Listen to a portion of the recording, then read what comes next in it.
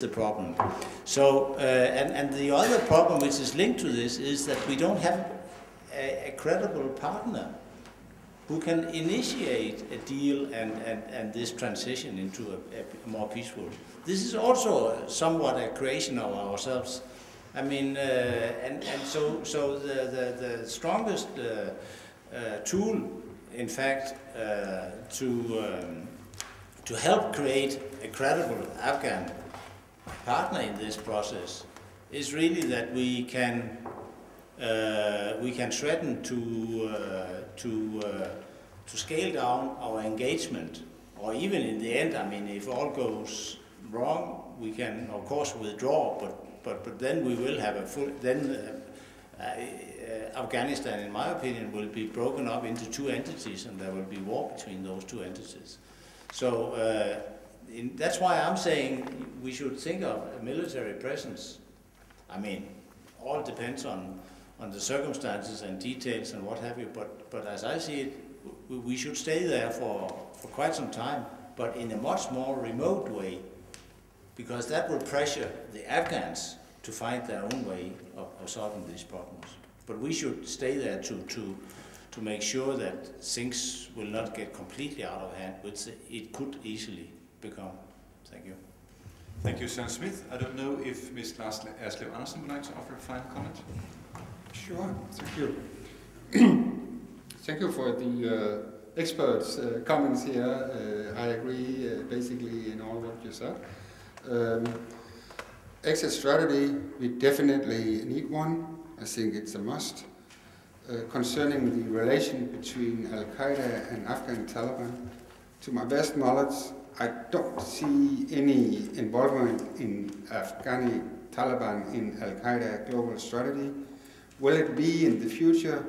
Well, I will remind everybody that we allowed, by disinterest in Afghanistan in the 90s, to Al-Qaeda to establish these. I don't think that will happen again, and I don't think it will be beneficial for a government in Kabul, whatever it will be.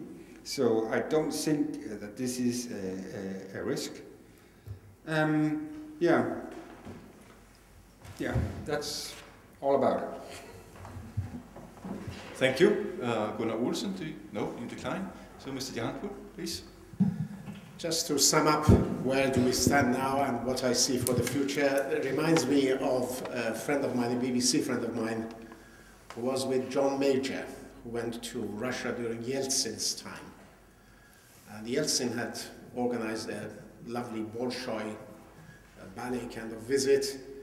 And as they were walking in these very ornate corridors, John Major simply wanted to kill time. And he turned to Mr. Yeltsin and said, Comrade, what was his first name? Boris something Ivanovich Yeltsin. There was something in between, Boris Nikolaevich Yeltsin. How do you see the situation in the Soviet Union in one word? He said in one word, good. For John Major did not get a good answer, so he asked a follow-up question. He said, well, how do you see it in more than one word? He said, not good.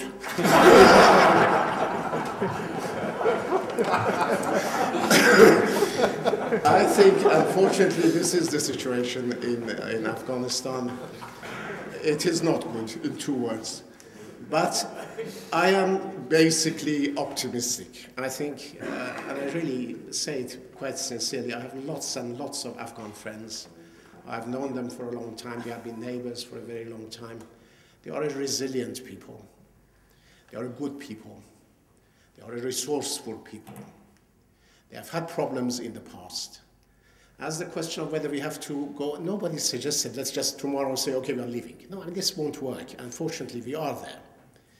What I'm convinced about is that a Western occupation force will not succeed, because it's a contradiction in terms. What I was suggesting is that, let's say, within the 18 months that President Obama set up, we want to get out, create an international force with massive Afghan participation of regional countries and their UN auspices to bring the sides together. To my mind, the only solution that I can see to the problem is to internationalize it, to involve the Afghans, and to, above all, to really give an honest signal that we are not there for the gas in Turkmenistan, we are not there to keep an eye on Iran or Russians or Chinese. This is lacking. The West has lost its support among the people. People don't have confidence. We have to restore it. And if we want to restore it, we really have an honest-to-goodness answer. No, we have no plots and no plans. In 18 months, we'll be out, and we will be replaced by an international force under UN auspices, and then you get your acts together. I think that's the only thing which can possibly work. Thank you, Mr. Hancourt. Mr. Arnestrand. Well, the gentleman on my side took actually my point. The only addition I would add is that by withdrawing US and British troops, this conflict in Afghanistan and possibly also in Pakistan will be sharply reduced. That's part of the problem because it's so easy to mobilize against US and British troops, particularly in Afghanistan because of the history. The possibility to include larger segments under UN auspices with troops from Islamic countries is one way of reducing the tension, which I think should be taken into account. Malaysia, Indonesia, Turkey are countries that have respect in Afghanistan, and their soldiers will have much more respect and also understand hopefully much more of the culture in Afghanistan than what we have seen so far. I have been unfortunate to see the bloodshed in Kabul during the 1990s. I don't want to see that again. Neither want many Afghans. So I see a need for international troops for a period of time. But then it has to be troops that Afghan feels are there to protect them, to guarantee their safety, their security. Then it can work. Then they will be welcome. And then a small suggestion for this your next meeting.